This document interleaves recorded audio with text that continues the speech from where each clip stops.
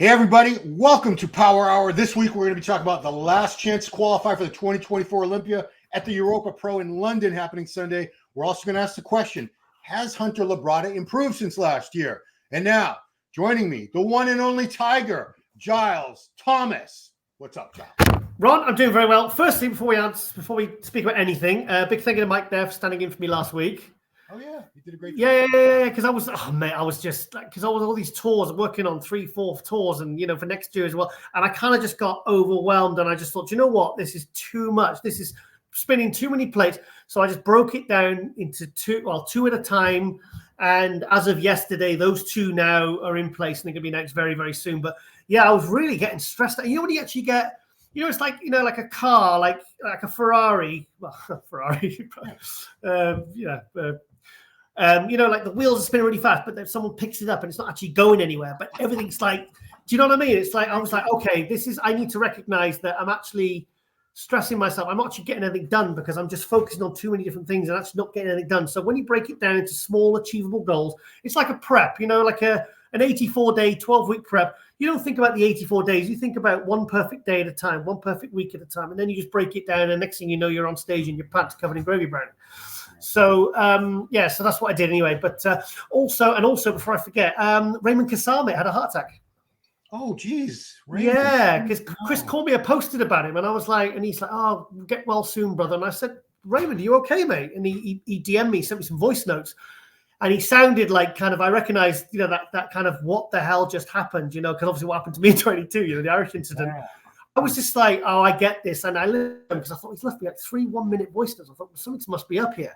He ain't got a bad tummy here. So, yeah, and he had stents. He said they were looking at stents, but now he's going to get a double bypass.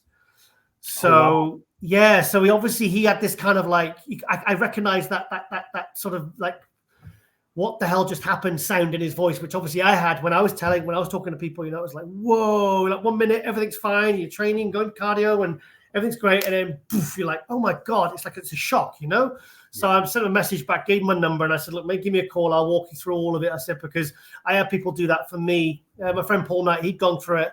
Like Anth Bale's, when I found out I was diabetic, and all the information he gave me. It really, like, it just helps to know that somebody else has gone through it and they're okay. So yeah, big shout out there to Raymond, because, I know what it feels like, and it's, So, bless him. He's probably just in like a kind of a bit of a disarray at the moment, because obviously it's quite a shock when something like that happens, Yeah, I'll have to drop a message, because he's always been I've known that guy, on and off from shows for 30 years at least. He's good guy. He's like us. He's been around forever. He's been a workhorse in the industry, Raymond. So best get well soon. I hate to be the bearer. We all know Ilia Gollum passed away. Yeah. 36 years old. 36. That what he was. 36. Yeah. And bloody hell. He was 350 a couple of years ago. He was just trying to be the biggest, most muscular human being on earth. And unfortunately, it's sad, because I guess past couple of years we hadn't heard anything from him, and he was in declining health. Oh, and I guess finally they just post old videos, don't they? Remember the one in the supermarket where he's like, I remember seeing, like, God bless him, rest his soul, over Rich Piana. I remember seeing him in 2016 at Body Power, and I saw him at one of the Arnolds, and it's not. To be honest, I think maybe it's inappropriate for me to bring this up, but I think this SEO stuff, all that stuff they're putting in, I don't think the body's designed. I think the body, in some ways, most of us can, like, it can handle gear. You know what I mean? I think if I think most bodies can actually process it. It's kind of a hormone, but I think when you put something like a foreign substance in the body, if you look at the ones that use it heavily, it never ends well for them. And I feel like we should call it out a bit more, maybe because there's certain things in the industry I really, really don't like. I'm a diabetic. I freaking hate insulin. Insulin puts on body weight. Does it really put on muscle? I think there's a real argument for that. Certain things like intravenous diuretics, Nubane, stuff like, which I've had my own struggles with. 2001 to 2011, I was addicted to it. Stuff. I think there's certain things I just think have no place in the industry, and anyone who even remotely tries to promote it, I think we should really try and shut it down, because I feel like that for me. What about like Flex Wheeler's leg? I feel like that might have been. I'm just guessing. I'm obviously not a doctor, but I feel like there's a pattern.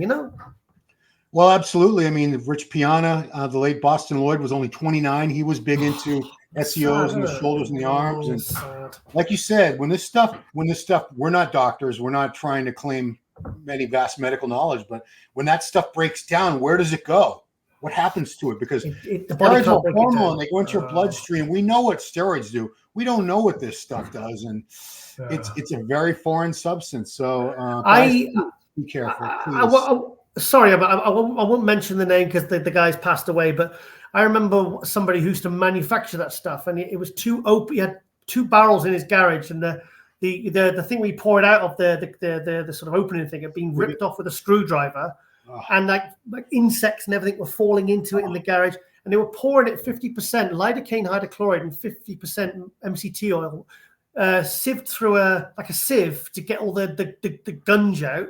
Yeah. It was microwaved for 30 seconds to, sterilize it, and people were injecting it into their arms. I knew one guy who got an infection, and the night before the show, somebody went in with a scalpel and was pulling all the crap out. He was literally there with no anesthetic. I mean, real horror stories. And going on stage, with a plaster and covered in tan, you could see his biceps hanging off. It's like, look what happened to Milos's arms in '99 when he tried it. Yeah, Jean-Pierre Fuchs, NASA, when in 2002 Olympia, when he did that to his shoulders and his triceps merged into one. And to me, I'm seeing a pattern, and I think SEO. I mean, people say, "Oh, you can do it right, you can do it this way," and if you do it, a lot of the pros use it. It's like, well, maybe that's why some of the pros have no separation anymore. Yeah, do you know what I mean? The ones I'm talking about. With some of these open guys, you look at someone like Wesley, you look at the detail and the separation and the quality, and it's not about how many inches their arms are, but the quality between the bicep and the tricep and when he does that twisting shoulders and all the lines in the delts. If you stick SEO in that crap to look bigger and a front relaxed, great, whatever. If you want pointy shoulders, like so-and-so, I get more hate. But if you for me, I'm more about the quality. And maybe that's one of the reasons why classic is becoming so bloody popular now, because we want to see that on stage. We're not bothered about 24, 25-inch blobby arms, Yeah. Sorry, rant over. No, I mean, I'd rather see a 20-inch arm that's got deep splits and striations, real nice clear separations, than a 22-inch arm that's a blob. I'm not impressed by a big blob. I'm sorry. I remember Kamal backstage in one of the I think it was a NABBA show, 20 years ago, and I remember seeing him backstage. And he looked nothing. Literally no one was paying attention to him. And then he ended up winning the overall. This was in Thessaloniki in 2002. Yeah. And just seeing him relaxed, he looked nothing. And as soon as he got on stage and everything just popped, all the separation, the quality, it's like he had a fourth head on his tricep, this one bit that came out right at the back by the lower delt. And it just looked, and I'm sure his arms were something like 17.5 or 18 inches or something at the time. And he just blew away all these monsters in the tall class and all the other classes because it was that quality, guys like Mohamed Makawe and stuff like that, that quality. It's I honestly, I think that's one of the reasons why classic is so popular, and why people go crazy when Wesley Vissers or Chris Bumstead hit that twisting shoulder and those kinds of shots, because people want to see things happening when they pose. They don't want to just see you want to see the muscle move, and it's I don't know. You can spot it a mile away, and I don't think you even need a trained eye to be able to spot that crap. All right. Well, let's get to it, guys. Let's get right into it. This was called the UK Pro. It is now called the Europa Pro, which kind of confuses me because Europa sounds like that show that's been in Spain a few times, or Italy. Same font as well. Yeah. So, but this is the Europa Pro. If you look at the schedule for the pro schedule, you can see that on screen, right? Yeah, it's on my screen. I can see it. Yeah, so, just about. So it's on the actual schedule of the homepage ifbbpro.com. It says UK Pro, but it's called the Europa Pro. But this is the last chance to qualify for the Olympia. And cool. Yeah, a lot of the guys who were in the show in Italy last week. So let's get to. I think we both have our favorite for the winner here, and let's start with him. We've not discussed this, but I'm kind of guessing if I was a betting man, I'd say, yeah. Yeah.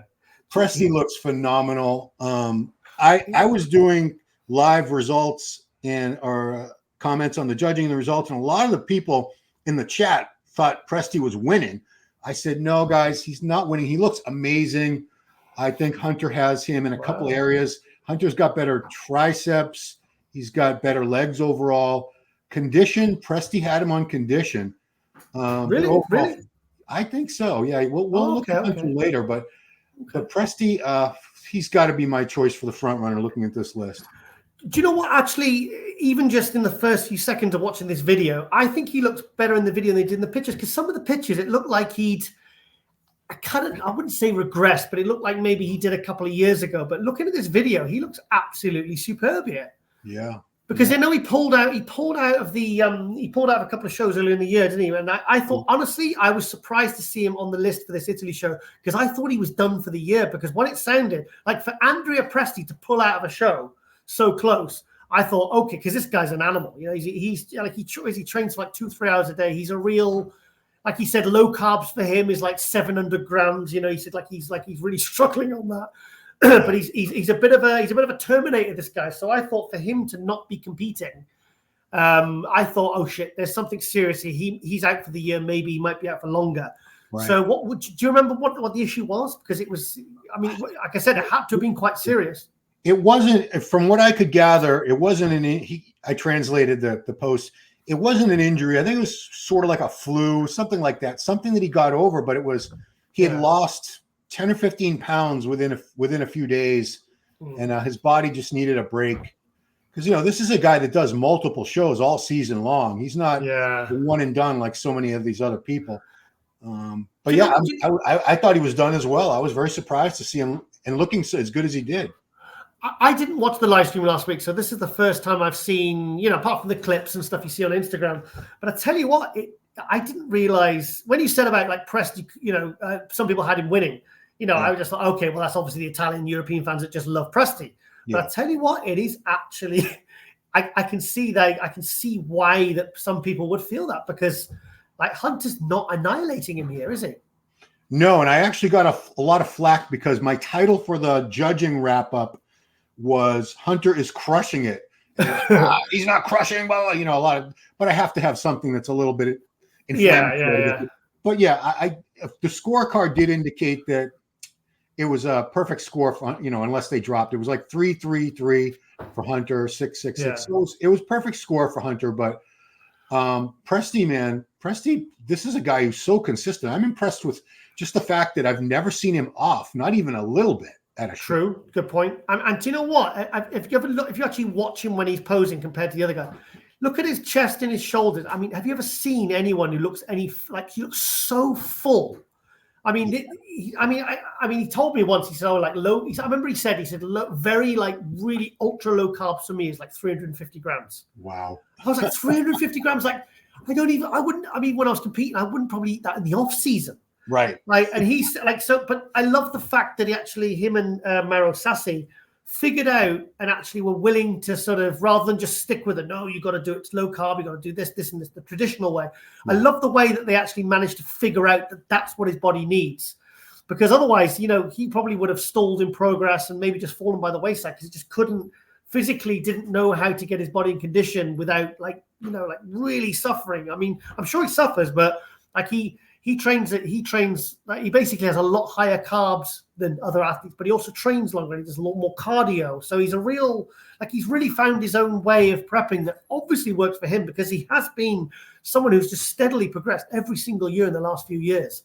Yeah. I mean, I remember when he came dead last at Olympia the other year and he was like, I'm just happy to be at the Olympia. And then the last Olympia he moved up a few spots. And, you know, he's someone that, and then he had the hamstring injury a few years ago, which obviously impeded his leg training, which is the area he needs to improve on. Yeah. So I was happy to see his name on the list actually, because like I said, he'd kind of gone off my radar for the year anyway.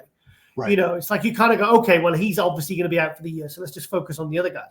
But on another note, actually watching that video, that Bruno looks a lot better in the videos than he did in the pictures, mate. He looks bloody good there. Yeah, I mean, this is a guy, I've heard of him before, but I wasn't really paying any attention to him. I paid a lot more attention to him at this show. He's going to the UK show as well. The Europa Pro. Good. So another great talent out of Brazil. This country's just pumping him out over the past few years. Amazing. Thick as a brick, this guy. My only critique is he doesn't have a narrow waist and hips like some of the guys, but yeah, he's just thick, he's thick. a thick bastard. And look, the condition was there. He did himself proud. Third place here behind Hunter and Andrea. So he's going to be in the mix again for sure. Yeah, Ron, look at those back shots. That rear double bicep and rear lat spread looks. I mean, head to toe. Look at the calves, the hamstrings, the glutes. Literally everything flows. Look at that beautiful V taper, thick lower back, thick rear delts. I mean, I think this guy's actually got really, really serious potential. Oh, yeah. Because, like you said, he needs a bit more going on from the front, but he's kind of got like a bit of a Phil Heath kind of structure, isn't he? Yeah, I mean, he's like I say, he doesn't have the widest clavicles. He doesn't have a really narrow hips, but he makes up for it. And I imagine he's going to get bigger, a little bit bigger than this. If he can keep his waistline where it is now and build a little bit more width in the shoulders and the upper back, I think he's right there. He's thick. And do you know, I got a lot of shit from his fans a few days before. Do you know why? No. You know that big 150 kilo gold dumbbell? Yes. 4 days out from the show, he was repping with that on one-arm dumbbell rows. No, why? And I said, guys, take a leaf out of Dorian's book, one of the all-time greats. Probably a consideration for bodybuilding's Mount Rushmore. Like, really, really think whether this is a good idea. Because are you going to build muscle 4 days out from a show, lifting those kinds of weights? Your joints are dry, your body fat is low. I mean, Dorian bloody tore his bicep, literally rowing less than that technically on a barbell row. Was it 4.5 plates or something? I think it was 4 or 5. Yeah, and he said, looking back, I mean, this guy's pretty much doing that with one arm.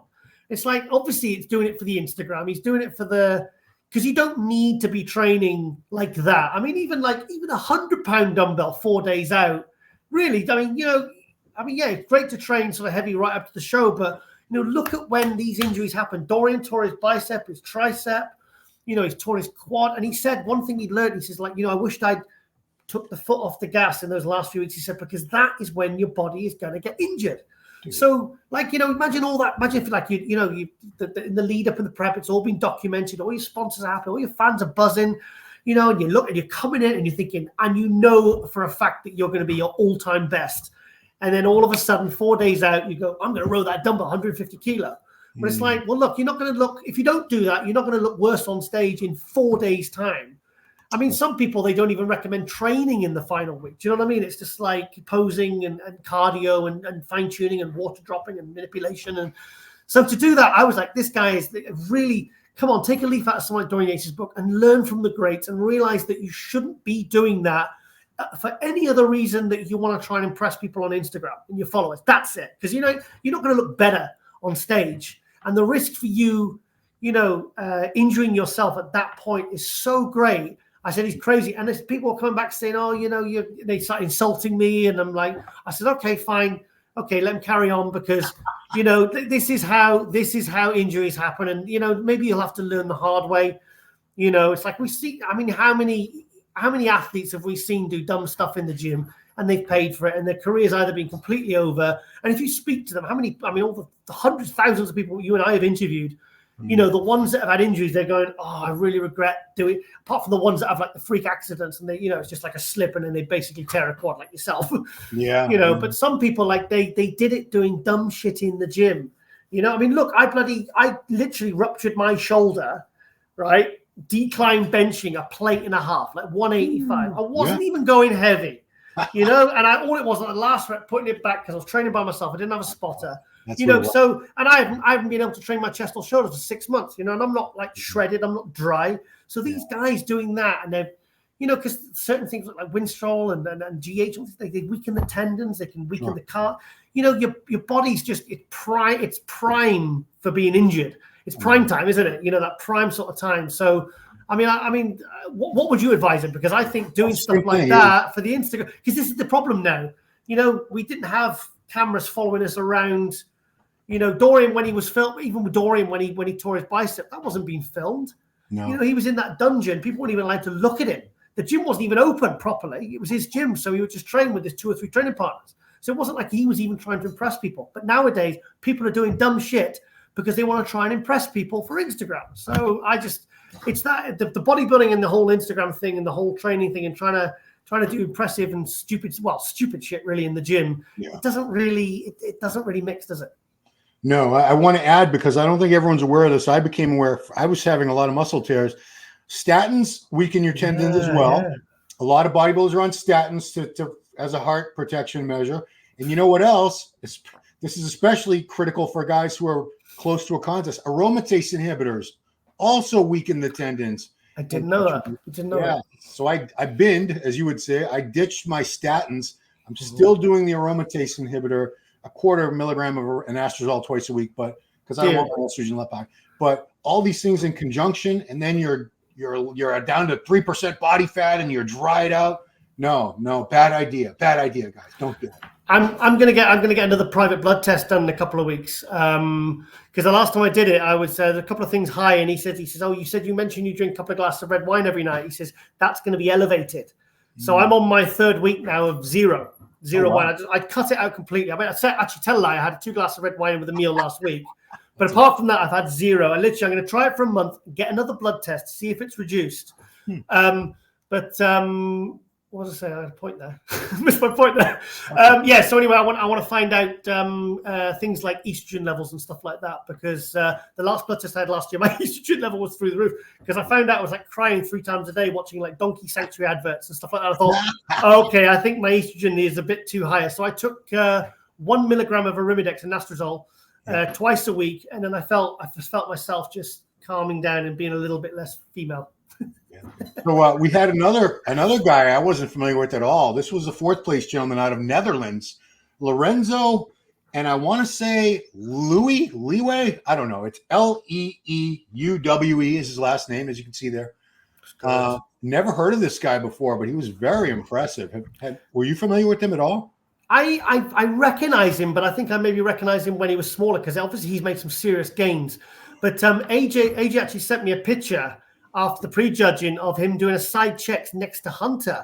And I mean, I know Hunter's got the torn pecs, so it's probably a disadvantaged pose for him. Right. But I tell you what, I said, this guy looks really good, because he was smoking Hunter in that shot. He looks good. He looks really good. He's conditioned. He's tight. He's got nice balance, nice shape. There's nothing standing out in a weak way. Is he a Patrick Tour guy? I'm not sure. On my Facebook, he is. Sibylla Peters was commenting about it on my Facebook, but I don't know if that's just because she knows him or if she's I have no idea. I would have to check. Possibly. But he looks good. He looks really good. I mean, 4th place, he must be absolutely buzzing to get 4th place in his. But I don't think it's his first pro show, because I'm sure I saw that he's one of these guys who just come back and you're like, holy shit, is he a new guy? But you actually spotted him a couple of years ago when he wasn't very good. So he's a fast gainer. So yeah, I'm excited. It's exciting to see new faces like that coming onto the scene, because no one would have seen him coming in. Yeah, I actually recognize his physique. Yeah, this guy looks great. So new name. It's like I said, every year we're going to have Poland Pro Show. You got a pro card in Poland. Look. So that was last year. He just turned pro last year. Wow. Okay. Wow. I bet he see there. Look at the condition. Look at the legs. Look at the abs. His condition's good. Did he turn pro as a bodybuilder then? He does credit Patrick Tour here, so he must be a Patrick. I'm trying to think. I'll do a bit of research on him, because I do recognize him. I recognize maybe it's from Patrick's Instagram, maybe because I follow all of his Instagram. Yeah, that's great. So congratulations, Lorenzo. I wish him the best of luck over there in London, UK. But we have a comeback. We have a comeback at this show. Yeah, you know this guy. This was 5 years ago. We were both there watching this. Wow. Patrick Moore from Texas. Is that where he's at? Yep. So he's been MIA for a little while.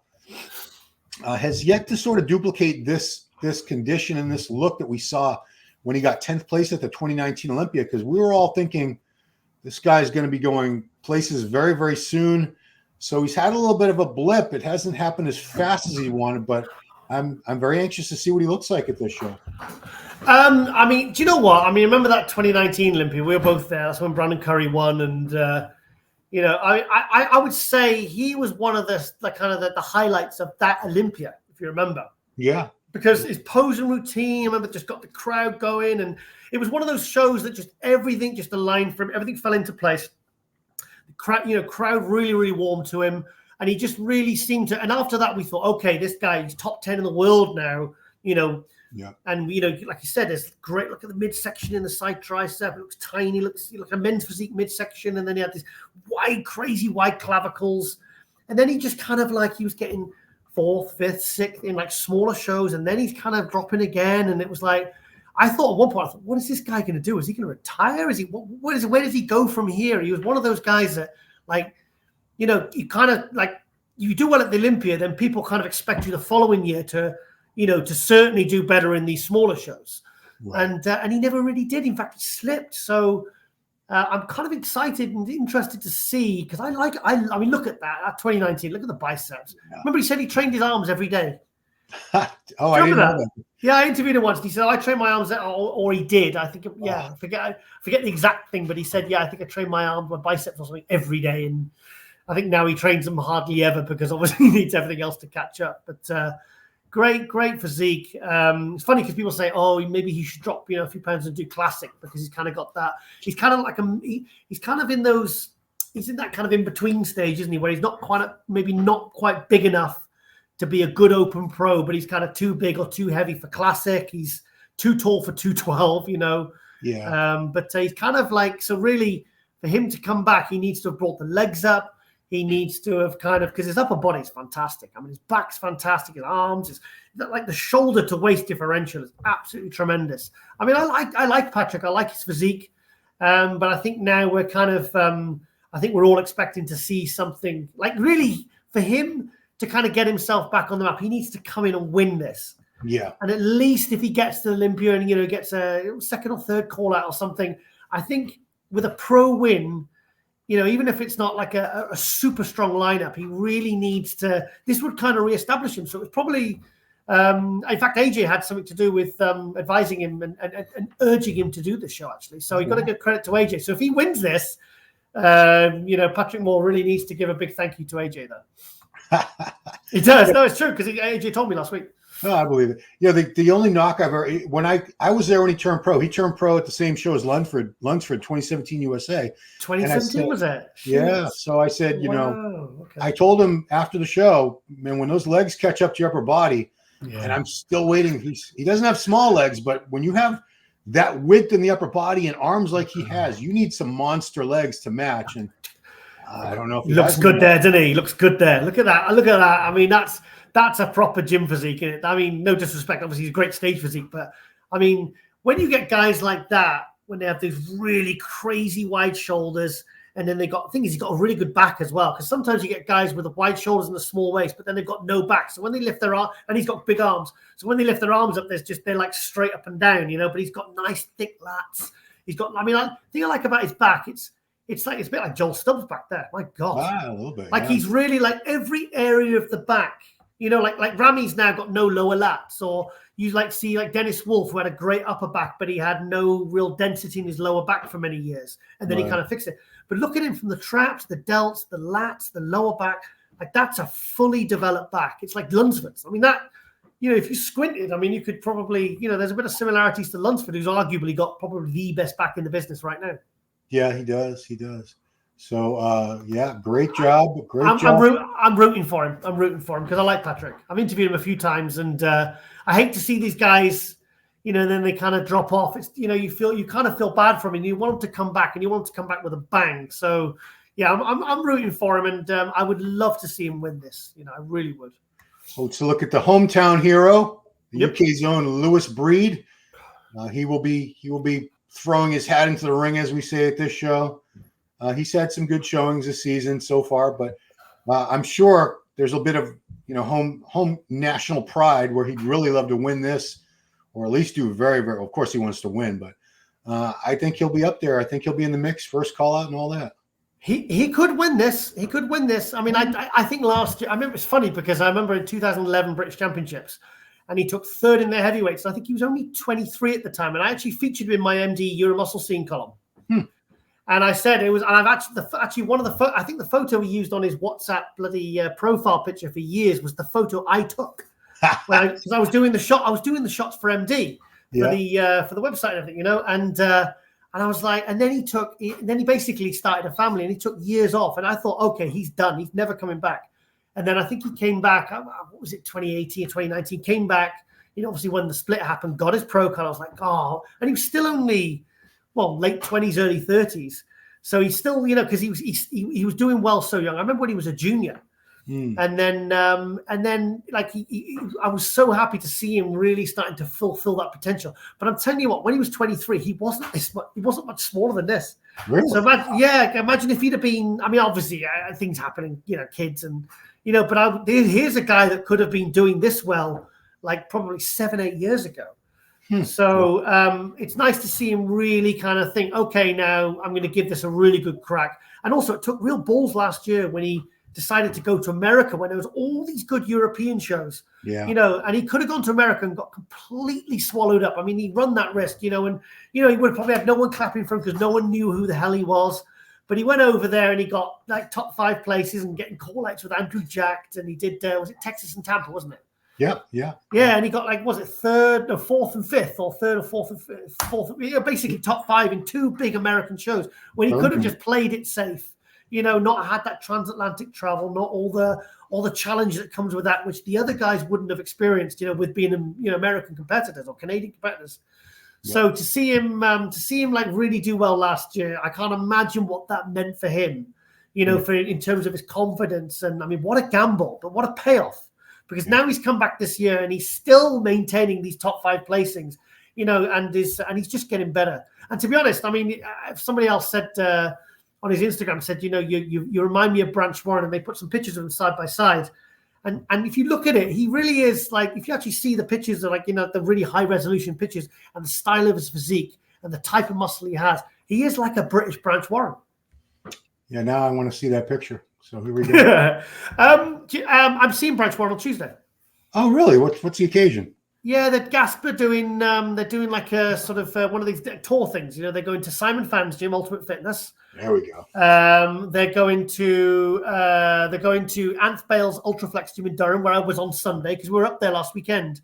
And I said to Anth, I'd love to pop in and see you because I've not seen you for a couple of years. Yeah. So I went in to see his gym was beautiful, man. The new gym, my God. Oh wow. Ultraflex is like a franchise in the UK. I think there's 8 of them now, and I think they're planning to have about 30 of them. They're doing one in They're doing one in Greece and Athens. They're looking to sort of go worldwide. I know the guy that owns it. He lives in Dubai now, but he's from Leeds. He's from this area. Oh.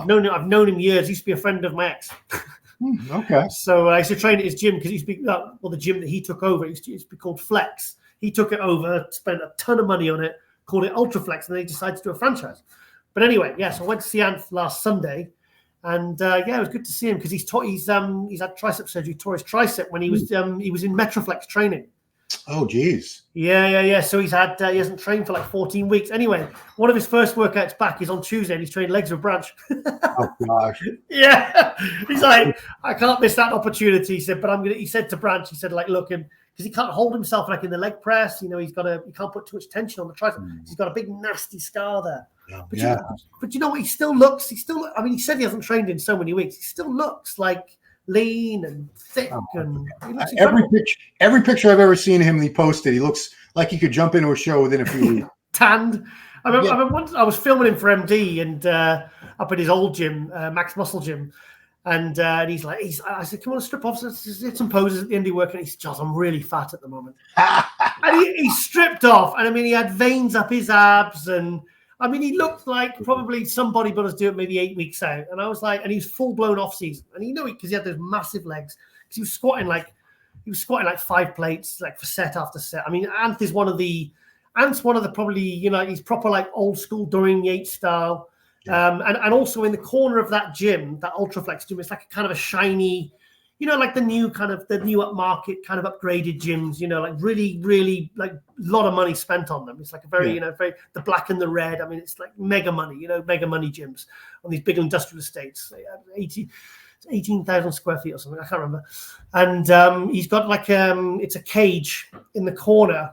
And it's when Dorian sold all the old gym equipment when Temple Gym shut down. Oh, wow. And what happened is, Charlie Marden, who owns the Ultraflex, the Ultraflex franchise, he bought everything. He bought everything from Dorian, and then he split up like between 2 or 3 of the gyms. I think I'm sure that's right. So anyway, Anth was really excited. He says, "Yeah." He says, "I'll show you everything. But come over here. You'll like this." There's like a cage. No tripods are allowed in the cage. Because obviously it's like, and he's even got that old wood paneling, from Temple Gym. Yeah. He's really done it. And there's these big pictures of Dorian. I mean, it's a shrine to Dorian Yates and the whole heavy duty, nobody, basically it's like, look, the tripod lad, the kids, just stay out of here because it's not for you.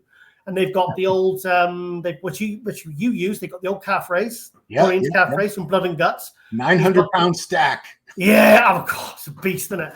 He's got. I mean, it's funny because each brick is like that. It's like a giant like calf ring. I mean, literally. Ridiculous. It's ridiculous. And then he's got the old the hack squat that Chris Cormier was throwing up on. Yep. He's got the old leg press. He's got the leg extension. What else? He got the pullover. Obviously, the famous pullover machine. Wow. And the first thing he said, he tapped in. He says, "Giles, he said, I've been offered a lot of money for this." He said, "There's no way I'm selling it." And he's also got I think most or all of the Dorian Yates dumbbells. So it's like, it's like stepping. It's nice to see that someone has actually had the love, felt that love and sort of the sort of nostalgia and that respect for rather than just kind of it just, the gym equipment being scattered. It's like a little homage to the old, those classic, because the thing is, you and I were lucky enough. We went to Temple Gym. You trained in Temple Gym with Dorian back in 2010. I photographed it, remember? Yeah. For the magazine. And it's nice to know that you can still touch the machines and train on them. And, it's not like in a museum behind a glass box or something, you can actually go on and use that pullover. So I kind of felt like, shit, I wish I bought my training stuff now. Yeah. I mean, as a side note, Gold's Gym Venice used to have, I don't know, I haven't been there in a long time. They used to have all the original machines that Joe Gold built for the original Gold's Gym that opened in 1965. So you could train on the same machines you saw in the movie Pumping Iron. Wow, that's so cool. Because the thing is, that old gym equipment is so beautiful. Do you know what I mean? Because the thing is, the way I see it, like if you go to a gym where there's like new and old equipment, usually I end up just gravitating towards the old equipment that's like 100%. 40, 50 years old. Because the way I see it, because some of these new machines, like I'll go into some of these new gyms and like plate loaded leg extension, one of the worst things I've ever heard of. Yes. Like it's crap. You get on it, it's like all the mechanics are wrong. Or some of these pull downs and some of these like a lot of hammer strength chest stuff. I never got anything out of it. Yeah. But then when you go to the old stuff, you think, well, if it's been around this long, it's been around for a good reason.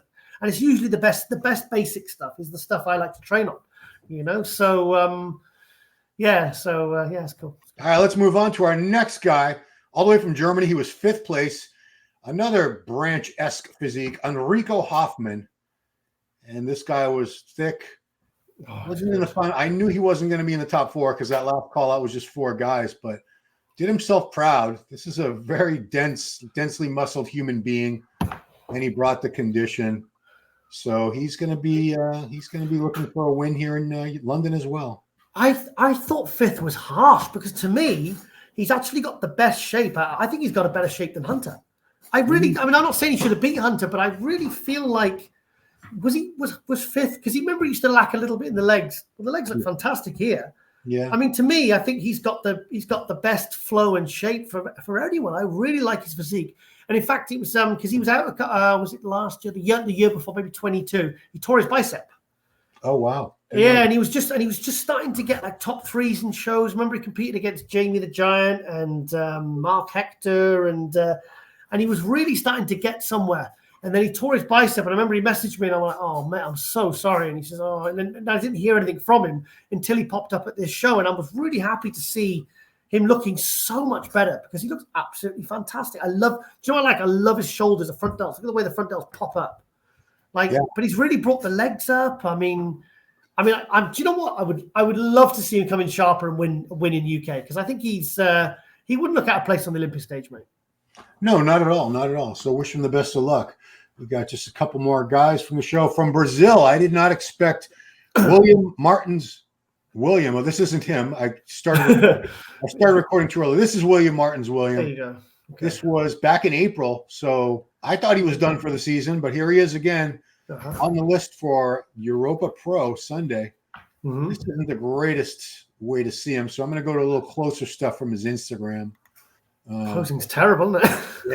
Yeah. I mean, but we've always pointed out to guys if their posing's terrible, just because that's an easy fix. You can work with a posing coach and fix that. Yeah, I'm you know me, I like stripy delts, I like good condition, I like good posing because it can all be. It's not like you could be born without stripy delts or bad posing. These are all things you can work on. And if there's something you can work on that you're not genetically disadvantaged, then freaking pay attention to it, because it's every tiny little advantage you can get is and you can work on it, is something you should be putting a lot of time and effort to, not just winging it. But I tell you what, one thing about William, I think he has some of the best side shots in the business. Look at the hand drop. Legs. Look at the flow when he hits that side tricep. He's got aesthetics. He's got size.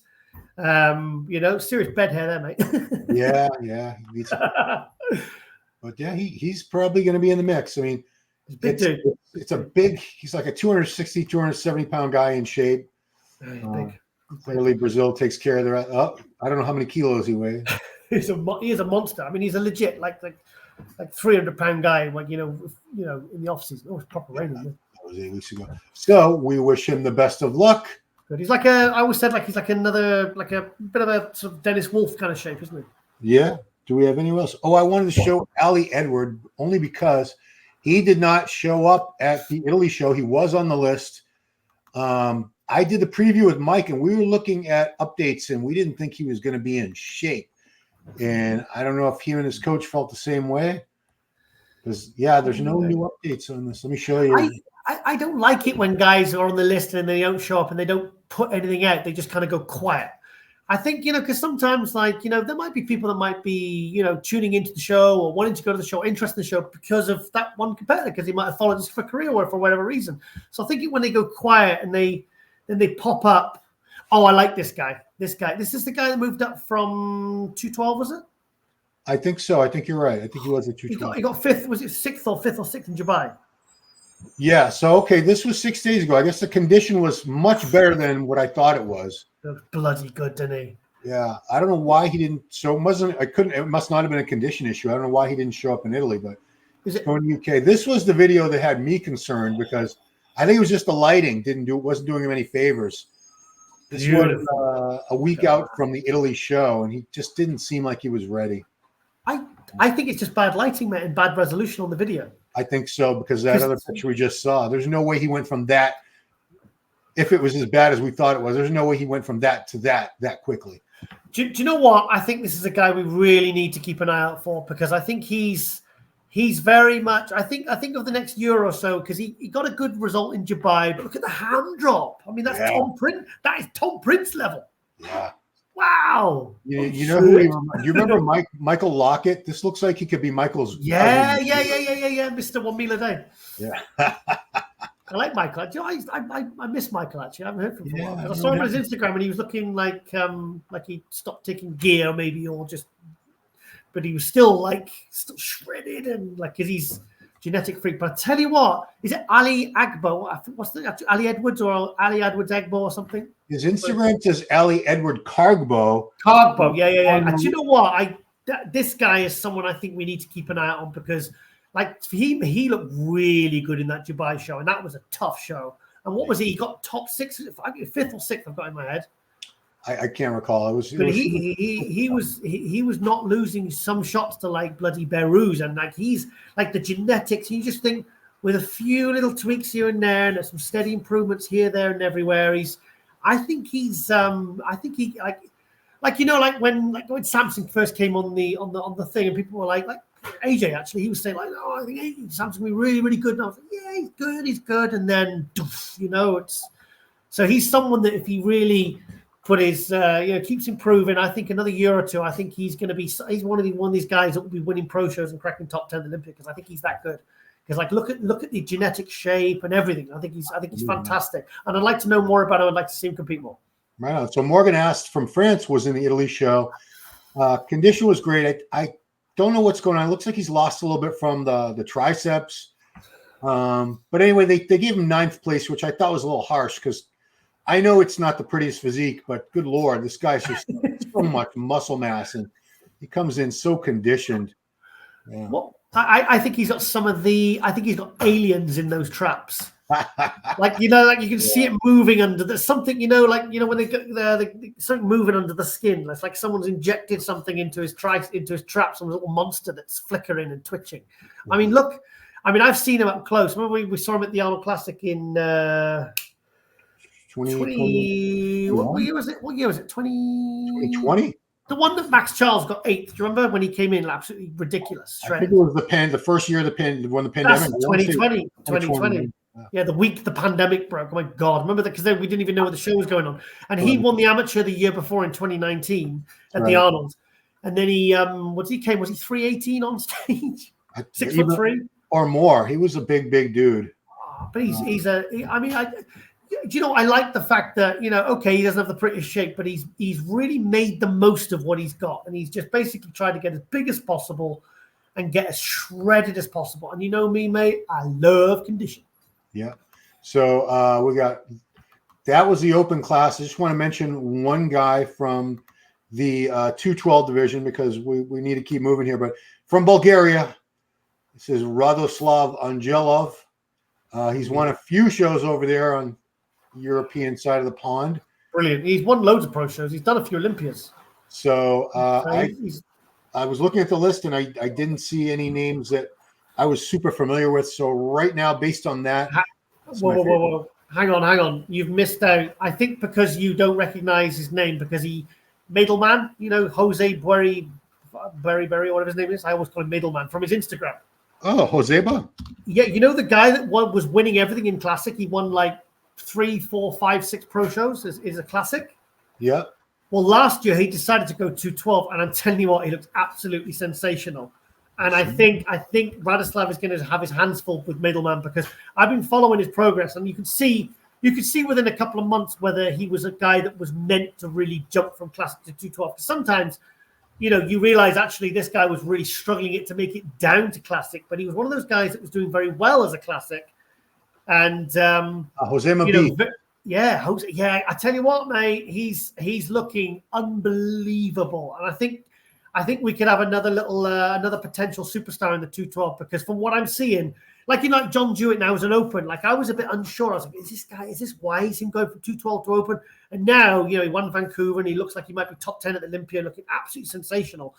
And I'm telling you, Middleman is looking because he's got beautiful proportions. And in fact, I always think he's looking a bit too big for 212. I'm wondering if he's actually going to make weight. So he's, there's a guy that could graduate successfully into the Open. So I'm telling you, watch out for. Can you just read his name properly? Because I don't want to keep saying Middleman because that's his Instagram. I don't know if this is the right guy. No. That's Jose Beast. Was it Josama Beast? Oh, so we're looking. I was the wrong guy. Yeah, I don't know. Is he in the show, Josama? No, I don't know. I was trying to find who you're talking about, Jose. He tore his adductor because he's qualified for the Olympia. This guy, he tore his adductor, but he's still doing the Olympia. I'm gonna apologize because I could not find him quickly enough. So, just put it Middleman, Madel man. Put that in, and you'll see his update, and you'll see what I mean because he is. I'm telling you what. I mean, not just win, but he could be going in as a middleman. He could be going in as a real threat in the Olympia because he looks bloody good. All right, guys. So thanks to Giles, we have the right name because there's a lot of Jose's. There's a lot of Jose's. No way. This is Jose Maria Mete Bueri. Told you. Yeah, wow.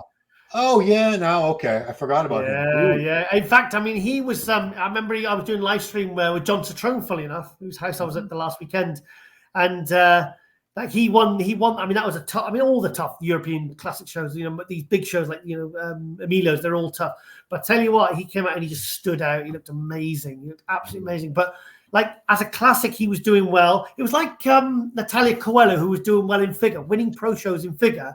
Right. And then she says, I'm going to go to women's physique. And you're like, is that? And I said, okay, that's a good progression because her legs are too big. And then people are saying, well, is that wise though? I'm saying people are saying, oh, is that wise though? Because, she's doing well in figure. So why doesn't she just stay there?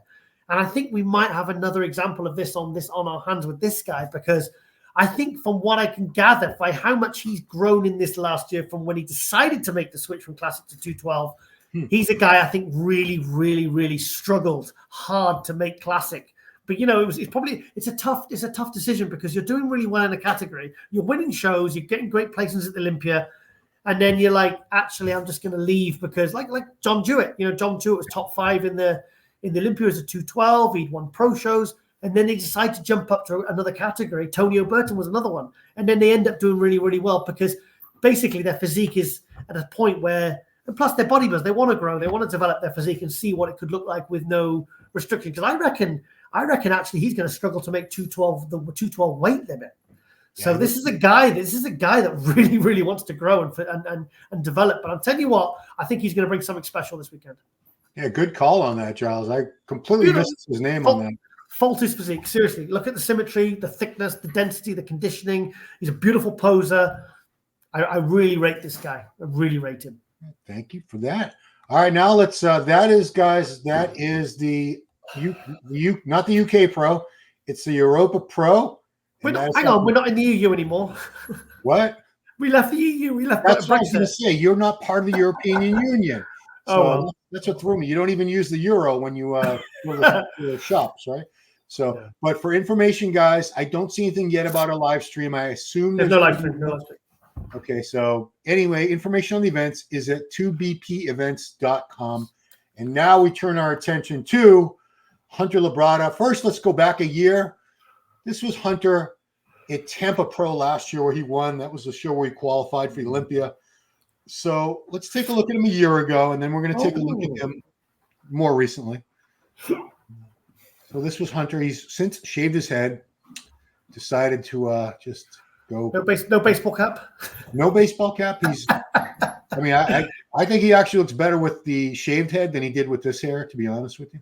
He's not exactly losing his hair dramatically. I would think he's gone a little bit. He's receding a little bit, but I mean, he could have gone to Istanbul and they would have hooked him up and he would be fine. Yeah. My barber, I was getting my haircut yesterday and he had he was the first person I knew to get his hair transplant. And his hair was looking like proper, because he's in his 50s and he trains and everything and takes a bit of test and everything. And he was it was funny because his hair looked wild. And I mentioned you actually about your hair. And I said, my friend from America had it done. He said, how's it? I said, yeah, it looks really, really happy. It looks amazing. So I mean, I encourage anybody to do it. So this was Hunter. He had, you've been critical of the guy at times, as we, that's our job, is to be critical. Yep. And you're not going to give false praise, and you're not going to say you're impressed with somebody when you're not. So that was him a year ago. I want to tell me what you think about that versus this. So this was in Italy. This was his routine. Oh, wow. Sunday evening. Different lighting and everything, I know, but you've got the eye. You can tell me.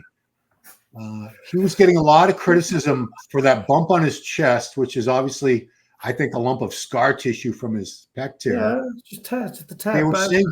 They were really going crazy, especially the Presti fans, saying, Why? That is midsection. They were saying his midsection was awful, his abs. It looked a bit washed out. It looked a little bit washed out. Look, that's a good shot. Yeah, and they were really extra critical, saying his condition was soft, and I don't think I would use the word soft at all. No, I wouldn't say no. For me, to be honest, before I saw that other video, the Tampa, and actually now I'm watching them like back to back, I looked at the pictures and I was looking at from what I'd seen generally, and I thought, okay, his legs, his quads from the front are definitely improved. Definitely bigger now. For me, I know he's got crazy calves, but for me, the calves are drawing my eye for the reason that they did look significantly bigger. But you know what? I didn't think before seeing this, I didn't think he'd made any real serious gains in his upper body. But looking at this video now compared to the video from Tampa last year, I think he has put a lot of size on his upper body. He looks a lot thicker and a lot denser. Yeah. I mean, the whole ab thing, that could be just too much food in the stomach. You've had it before where you can't flex your abs because you've carved right up. Basically, you've carved too late, or you haven't carved early enough to be able to back off because you're not full enough. But for me, he's made improvements, and maybe not as much as I thought maybe from the lead up pictures, but he looks, I think he's a Hunter. I mean, I realized when I saw him at the 2022 Olympia, he was definitely better when I saw him. It was like Andrew Jack. I kind of didn't really get the Andrew Jack thing at the start. And then I saw him in the flesh and I was like, holy shit, I get it now, but he's definitely improved. And that, at the end of the day, mate, isn't that the name of the game? That's all you can do. Like his shoulders, everything. Unfortunately, I don't think he's ever going to have thick lower lats. I think like Dennis Wolf, I don't think he's genetically got them. But I think he's definitely done the work. He's definitely made improvements. Love his side tricep. And I'm interested to see. I still think he's going to be battling for 6th at Olympia. I don't think he's. I mean, people are saying top 5, and I don't think it's. I'll be honest. Love Hunter, mate, but I don't think there's any chance of him making top 5 this year. There's too many good guys that are basically a more complete and better physique than him. But I think he's going to be. I think he's going to be occupying the 6th to 8th Olympia this year. And like I said, he's made improvements, so he's done his job. Yeah, and there's no shame. I actually got a lot of flack because sometimes I'm talking so fast and my mind is racing. And I said I don't think Hunter's ever beaten Nick before. And someone you didn't, did you? I did. Immediately I said, "Oh no, Ron, you clickbait." It was that year where he got 4th and Nick got 5th. Yeah. Which shouldn't have. And me being a massive Nick Walker hater for years, even though we're cool now. Like I didn't agree with that one. I mean, I was like, look, come on, Nick's clearly. It's like how when I said Lee Labrada never should have beat Sean Ray when they were both at their best. You know what I mean? For me, and Lee Labrada did beat him a couple of times. At the Olympia. For me, that it's like different levels. So I think Nick really handily beat Nick Hunter that year. Was it 2020? I think it was 2021. Because he's been 4th. I think it was 2021 because I believe Nick turned pro the year of the pandemic at the. Yeah. That was the year he gave me that awful interview. So 4th, 8th, 7th, 6th is basically what. and you know me, I don't hold a grudge for many years. Yeah. 4 years. It's like I've only just started talking to Lee Priest again after like 5 years. But I just want to give Hunter credit because people were saying he was so off. His condition was good. Yeah, they're Hunter hate. He gets a lot of hate because of his last name, because his dad's Lee Labrada, and they think he had a silver spoon in his mouth and bullshit. Everything's been handed to him, and Lee's not the one training and doing the dieting, and Lee's not up there. This is Hunter. This is his own man. I mean, wasn't it before that 4th place at Olympia, he'd won every show he'd done?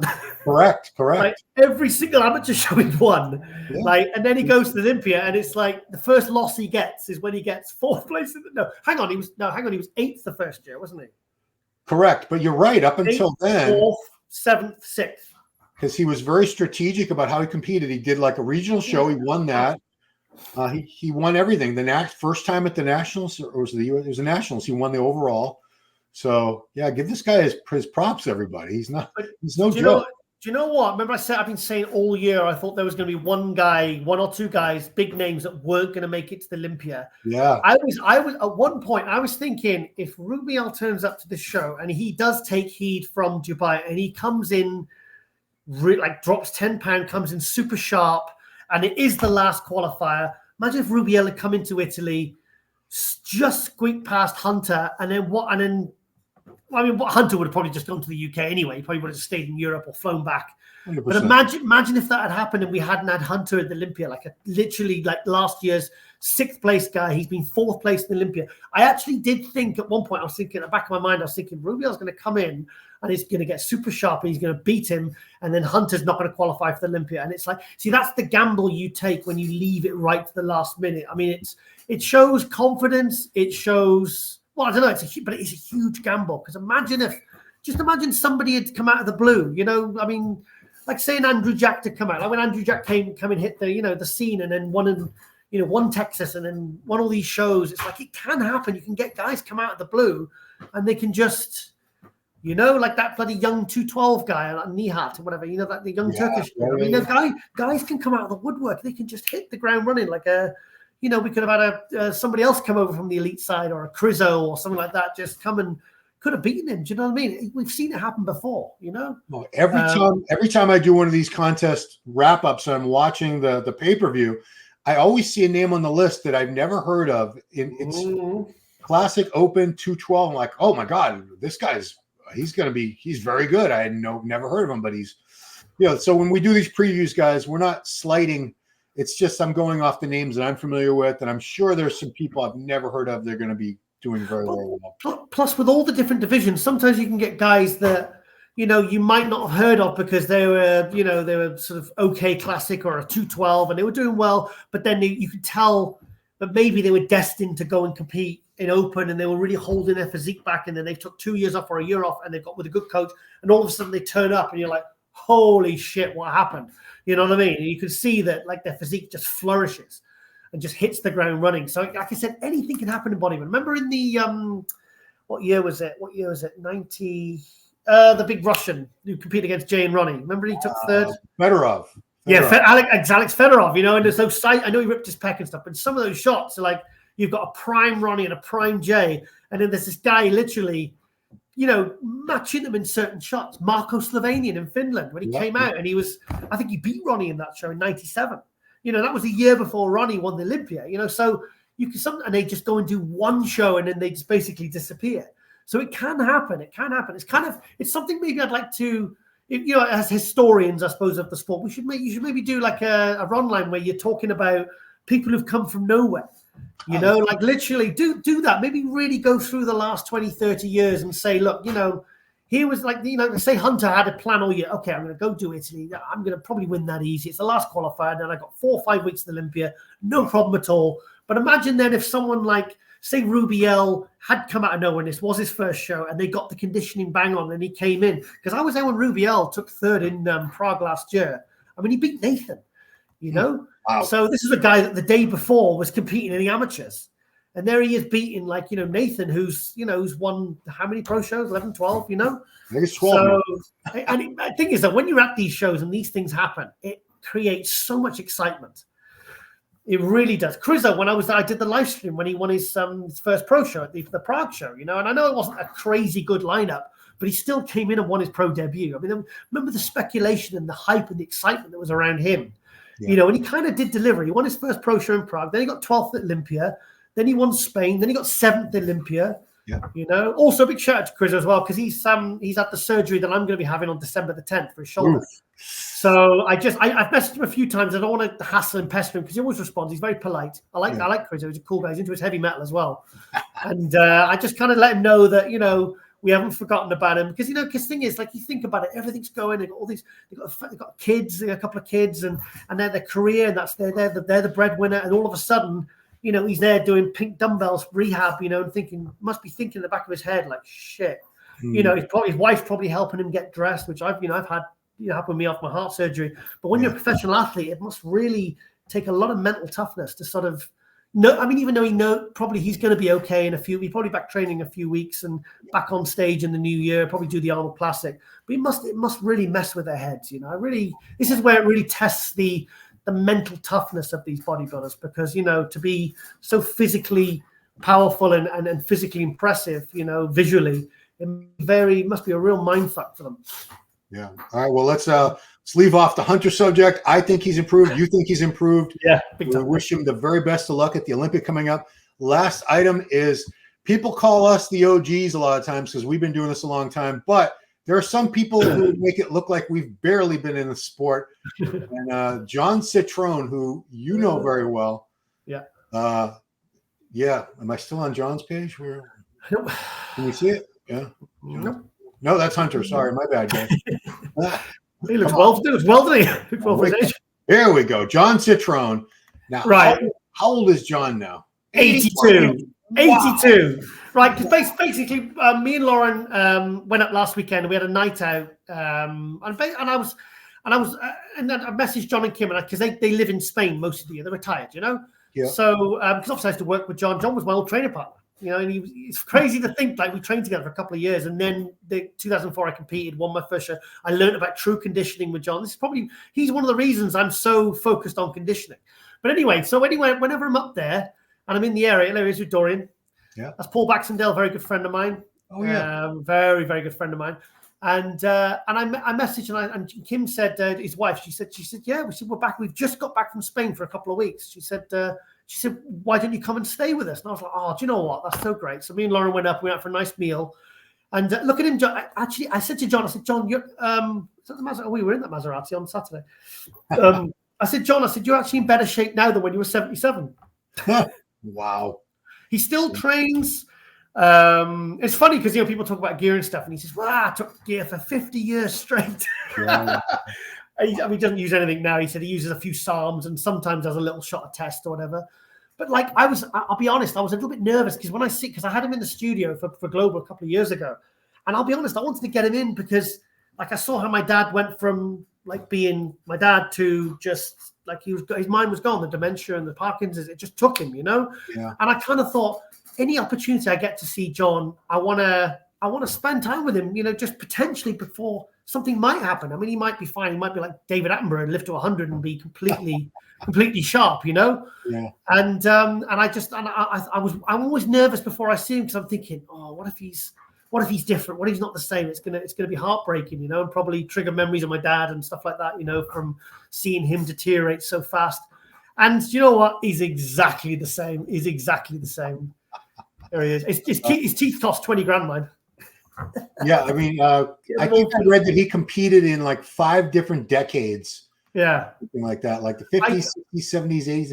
He competed, I think, the last time when he was over 70, I believe. I think it was I've got 2006 NABA Universe. I think that was it. I think he was in the over 50s. I mean, I've got loads of stories when me and John went to Thessaloniki, and he was probably, I think he was like 58 or something, and he wanted to do the over 40s. And I said, "Why do you want to do over 40s? You're over 50. You're nearly over 60, John." He says, "No, I want to go up some real. I want to chase the competition. I want to go after the competition." I took those shots. That top one was 2002 with Kamal. That's the show I said I went backstage. I said, "Guys, come outside because it's too hot backstage. Let's get in the sunshine, get some photos."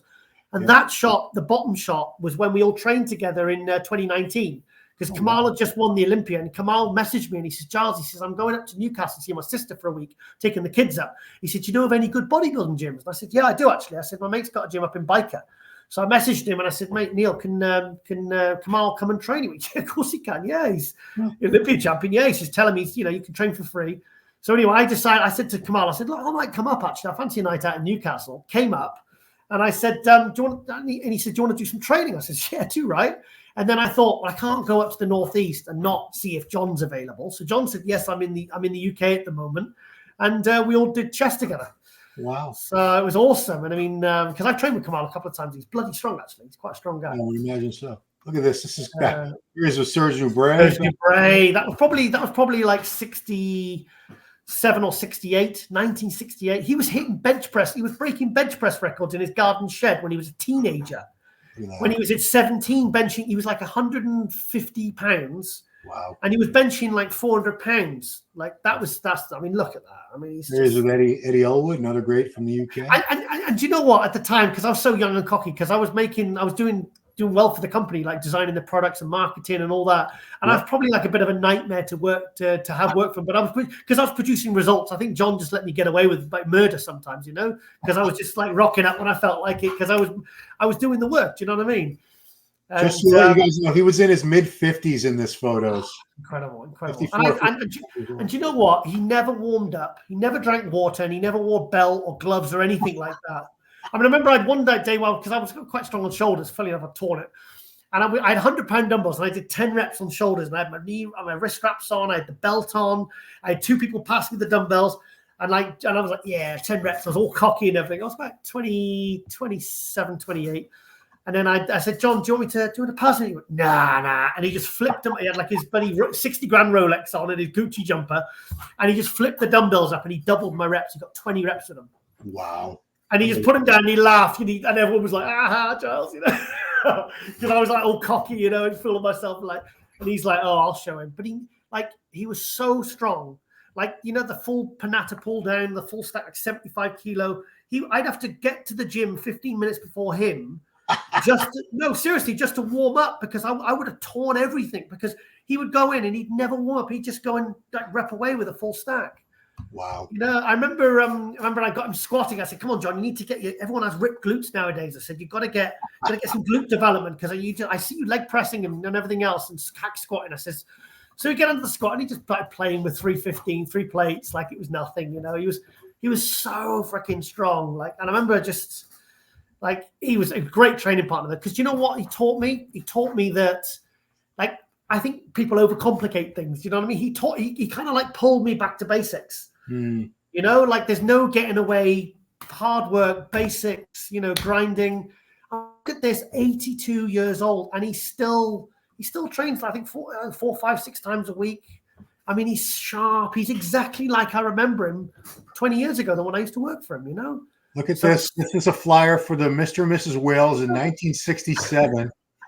and he was a guest poser along with Arnold Schwarzenegger. Oh, And look at that, wow. Dave Prowse, the 6'8" giant, who we just lost, James Earl Jones, who was the voice of Darth Vader, but Dave Prowse was the man inside the Darth Vader costume.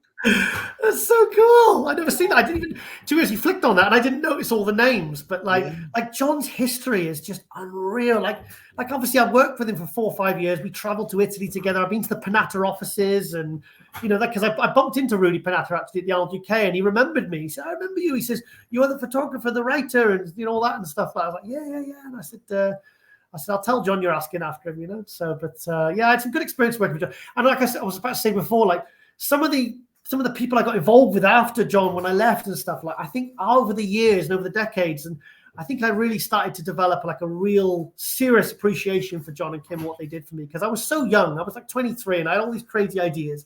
And he backed every idea I ever gave, you know, and they were really happy times for me. Because when I moved up north, I'd moved a few times, you know, trying to find my place. And when I moved up there, it was a very, very, very happy time for me. That's when my life really kind of took off, my career.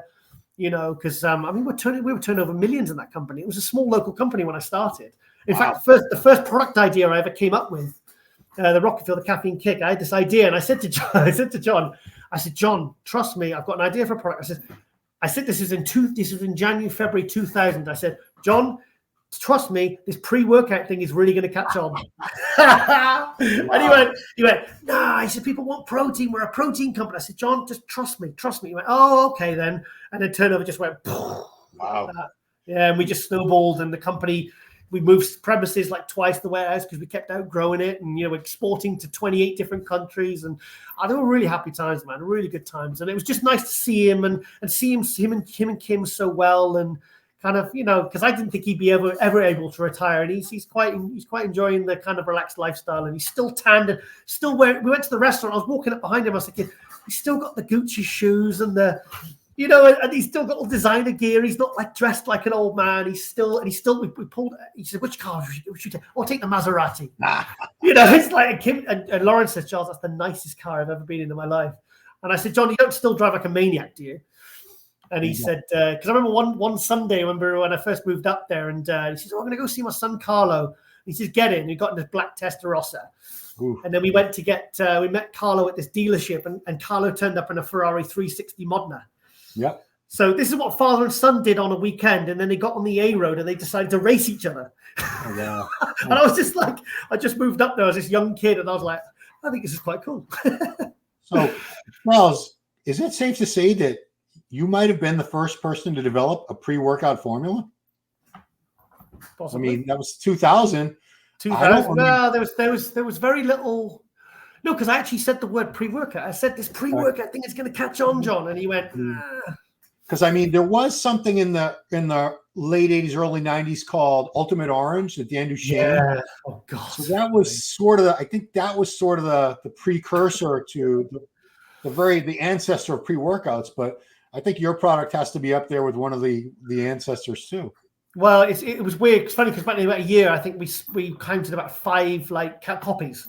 All these different companies trying to copy us with a little bit more caffeine, a little bit more this, and there was one called Whiz, and there was one with the guy was. And it's funny. I went to this one gym because he used to come in like these these sort of plastic bottles of powder, and you basically had the water and shake and take, you know. And then we did a ready to drink. We did like an oat bar, which was like a caffeine bar for like when you're driving. Yep. We did like a light 0 carb version, which I used to put ephedrine in and use when I was prepping for a show. Great pre-workout. Yeah. Love that. And I was in this gym, I mentioned the gym's name. This was a few years ago. And I said, why have you got 2 rows of the product, you know? The product obviously I designed, or helped design and everything, you know, instigated. And one was more expensive than the other. And I said, well, why have you got one? Why have you got one more expensive than the other? And he says, well, that's the one we had ephedrine to. So basically they would get PCA capsules and they would break them open and then add like a pound, you know, like a dollar or whatever to the price. And I was like, that's a really good idea. And I said, let me guess which one sells best.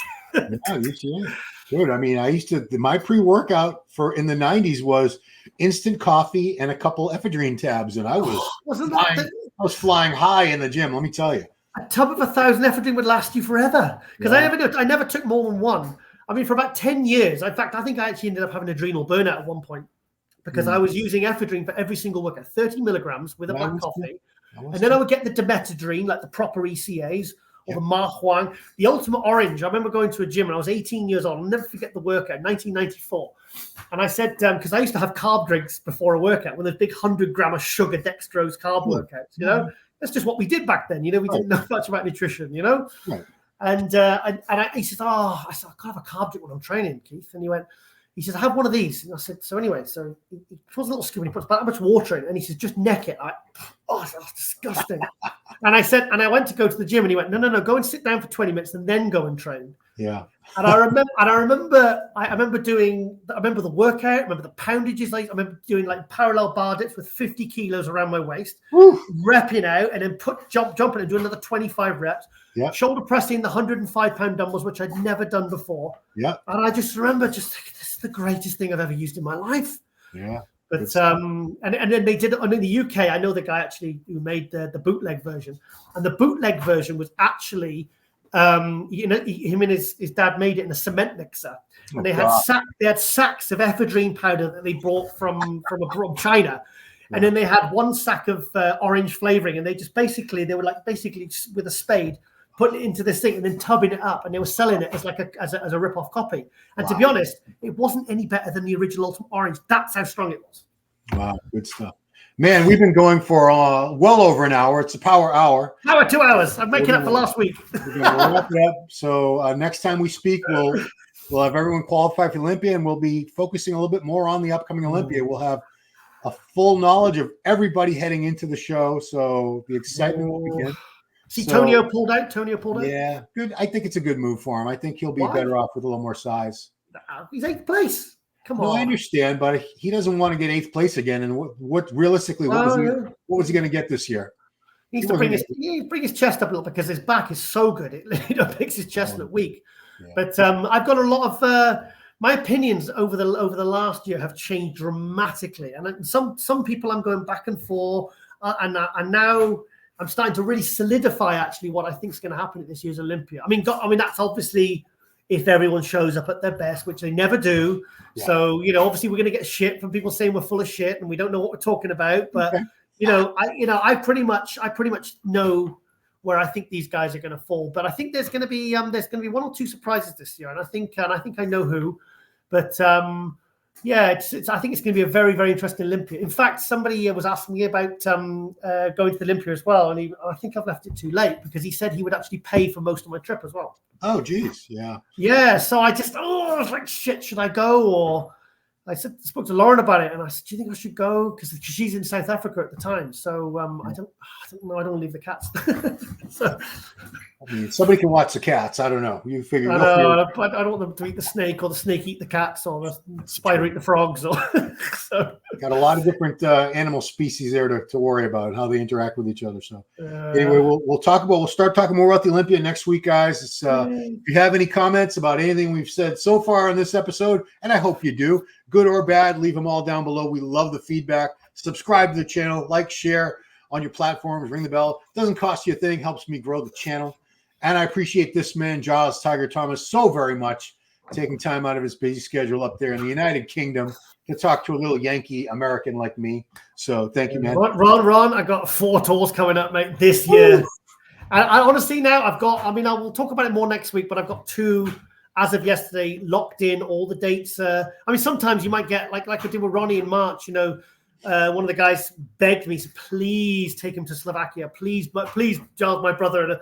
So I went, okay. So we added that on, but normally I don't do that. But I've got the 2 locked in, and then hopefully I have the other 2 locked out very soon. But I've managed to. That's why I couldn't do it last week. My head was all over the place. But no worries. I was really, really stressing. But it's like I said, I wasn't.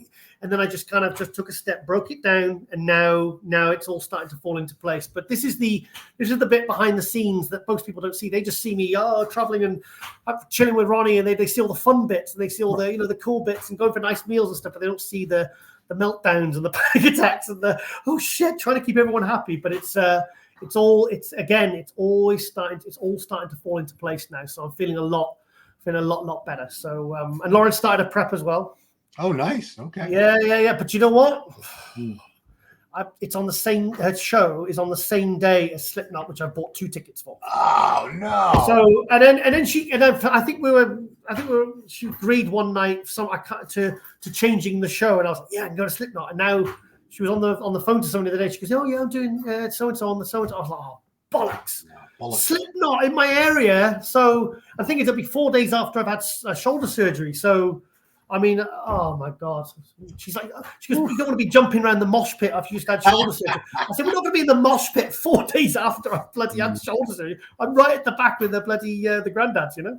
He does have a point, though. You know, you don't want to be in a not a mosh pit, but just being jostled by people and all that stuff. You know. Yeah, but I mean, the thing is, I think it would genuinely scare her because she can't watch horror films. We're watching that Deliverance, and she actually had a go at me. She goes, "Why are you making me watch this stuff? It gives me nightmares." I'm like, we haven't even got to the good bit yet. Yeah, my daughter hates horror movies. Hates them. So I genuinely think if she gets there, I think she's going to find the atmosphere because, like, I find Slipknot actually quite soothing. Like, if I listen to it, it can actually relax me. Really? It actually, like, the real sort of like sick and all that. It's that really, it actually really calms me. And I think if she gets in when they got the masks on, I think she's going to freak out because she's a bit of a baby when it comes to that. They're pretty scary looking. Yeah, absolutely. All right. Let's wrap it up, guys. Appreciate Giles. Appreciate you, the viewers. Drop a comment below. Let me know what you think about Hunter Labrada or anybody getting ready for this show happening Sunday, the Europa Pro. Appreciate Giles. Appreciate you guys. And we'll see you right here next time on Power Hour.